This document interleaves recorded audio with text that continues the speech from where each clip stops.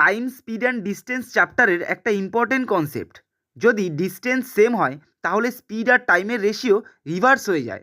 এবার কোশ্চেনে বলেছে দেখো, একটি ট্রেন 90 কিলোমিটার/আওয়ার বেগে একটি নির্দিষ্ট দূরত্ব অতিক্রম করতে 50 মিনিট সময় নেয়। যদি গতিবেগ 33.13% বৃদ্ধি করা হয় তাহলে দূরত্ব 2.4 গুণ অতিক্রম করতে কত সময় লাগবে? স্পিড 33.13% মানে 1/3 বাড়ানো হয়েছে, তার মানে স্পিড 4/3 গুণ হয়েছে। তাহলে টাইম রিভার্স রেশিও হবে, মানে টাইম 3/4 গুণ হবে। আবার দূরত্ব 2.4 মানে 14/5 গুণ করা হয়েছে, তাহলে টাইমও 14/5 গুণ লাগবে। এটা ক্যালকুলেট করলে হবে 105 মিনিট, মানে 1 ঘন্টা 45 মিনিট। Option C. ঠিক সেম প্রসেসে এটা তোমরা নিজেরা করবে। অ্যান্সারটা কমেন্ট করে জানাবে। ভিডিওটা ভালো লাগলে চ্যানেলটাকে সাবস্ক্রাইব করে দেবে।